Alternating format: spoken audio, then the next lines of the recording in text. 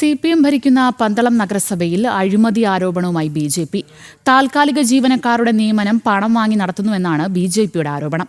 Congress കൗൺസിലർമാരും അഴിമതിക്ക് കൂട്ടുനിൽക്കുന്നതായും BJP ആരോപിച്ചു. പന്തളം നഗരസഭയിൽ താൽക്കാലിക ജീവനക്കാരുടെ നിയമനത്തിലാണ് വൻ അഴിമതി ആരോപണം. 24ഓളം കണ്ടീജന്റ് ജീവനക്കാരുള്ള നഗരസഭയിൽ കാലാവധി തീരുന്ന മുറയ്ക്ക് പണം വാങ്ങി പുനർനിയമനവും പുതിയ നിയമനവും നടത്തുന്നതെന്നാണ് ആരോപണം.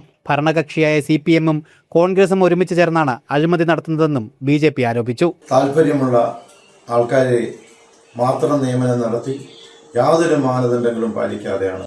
ഇതിന് UDF-ന്റെയും പൂർണ്ണ പിന്തുണയുണ്ട്. ഇതിനെതിരെ BJP പന്തളം മുനിസിപ്പാലിറ്റി പാർലമെന്ററി പാർട്ടിയുടെ നേതൃത്വത്തിൽ വരും ദിവസങ്ങളിൽ ശക്തമായ പ്രതിഷേധ പ്രകടനങ്ങൾ ഉണ്ടാകുമെന്ന് ഈ അവസരത്തിൽ അറിയിക്കുകയാണ്. അഴിമതി ആരോപണം ഉന്നയിച്ച് BJP കൗൺസിലർമാർ ചെയർപേഴ്സണെ ഉപരോധിച്ചു. ആരോപണത്തിൽ മറുപടി പറയാൻ CPM തയ്യാറായിട്ടില്ല. വരും ദിവസങ്ങളിൽ തുടർ പ്രതിഷേധങ്ങൾ നടത്തുമെന്നും BJP അറിയിച്ചു. ജനം, പത്തനംതിട്ട.